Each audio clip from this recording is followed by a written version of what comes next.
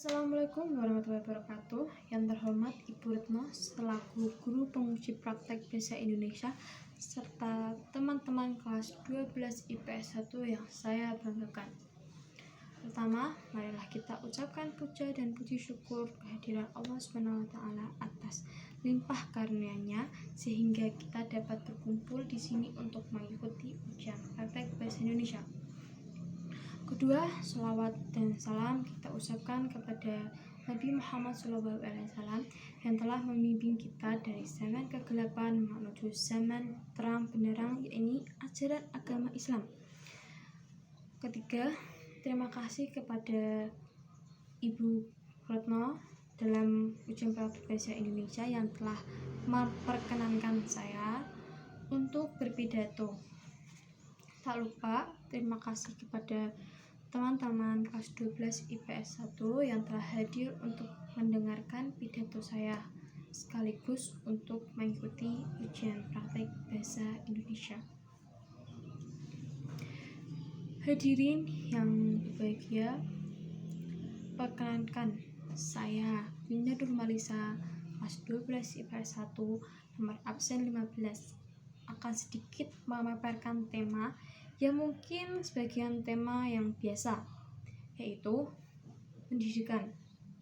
Pendidikan adalah salah satu hal yang cukup menarik untuk mengingat-ingat pendidikan yang luar biasa bagi sebuah negara.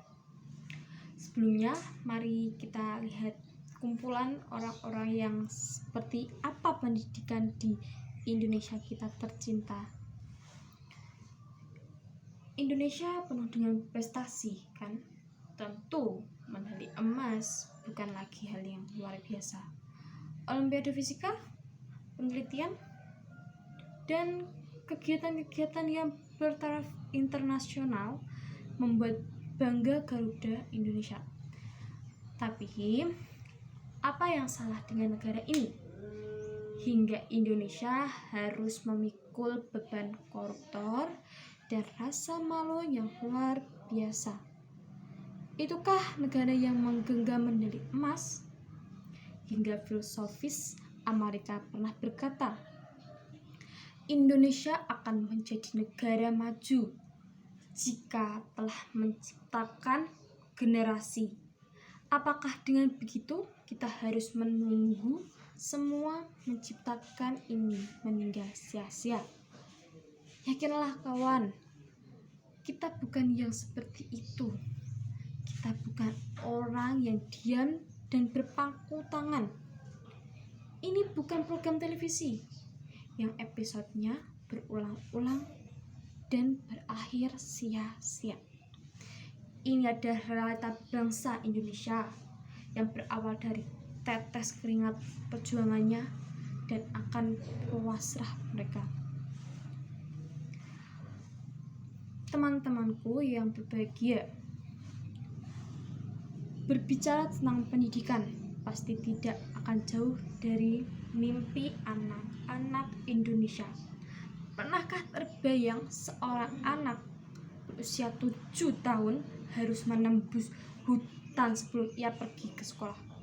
Mereka harus naik perahu, menyeberangi sungai tanpa alas kaki, dan dengan bangganya berseragam merah putih dengan tas di pundaknya dan sepatu di tangannya.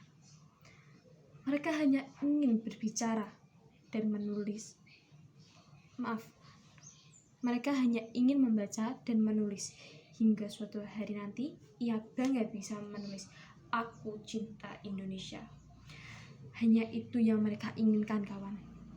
Kalau ia bisa menjadi wakil Indonesia di Olimpiade internasional, itu hanya bonus untuk semangatnya.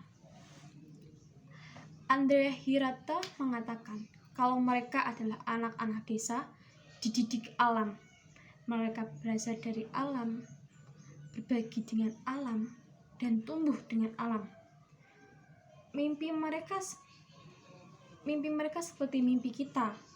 Kita kadang semangat, mereka lebih membara. Anak dididik alam, inilah yang Indonesia butuhkan. tentu teman-temanku yang berbahagia, mungkin hari ini kita hanya seorang yang berseragam putih abu-abu, tapi yakinlah, meskipun hari ini kamu hanya anak petani, esok pasti kamu akan menjadi anak petani yang berdasi. Walau hari ini kamu hanya anak pesisir pantai yang membantu ayah mencari ikan, yakinlah bahwa esok kamu akan mengajak ayahmu naik perahu pesiar buatanmu. Selalu yakin, kawan. Kalau hari ini kamu harus berjalan jauh ke sekolah, suatu hari nanti kamu yang akan menyiapkan sekolah untuk mereka, atau ke pelosok-pelosok desa menjadi guru kehidupan tanpa berseragam. Sekali lagi, pendidikan adalah yang luar biasa sekali lagi, pendidikan adalah yang luar biasa di bumi ini. Semua berlomba-lomba untuk menjadi yang terbaik. Cita-cita adalah hal mulia untuk dibicarakan. Mimpi adalah fondasi hidup yang harus dimiliki. Usaha adalah karbohidrat hidup yang permanen. Kata semangat adalah bumbu penyedap perjalanan hidup yang tak pernah lelah untuk disuarakan. Motivasi adalah tungkuan api yang mendidih buih semangat. Seperti zaman kita harus berjuang, kawan. Terakhir, bermimpilah yang tinggi, kawan. Hingga suatu hari nanti, jika kau terjatuh, tak terlalu sakit karena masih ada mimpi di bawah mimpi. Semoga yang saya sampaikan dapat memberikan motivasi untuk lebih semangat belajar. Ingat, selalu tempat lahir beta, karena yang terpenting dari apa yang negara berikan untuk kita, tapi apa yang bisa kita berikan untuk negara. Mohon maaf bila ada salah kata. Saya akhiri. Wassalamualaikum warahmatullahi wabarakatuh.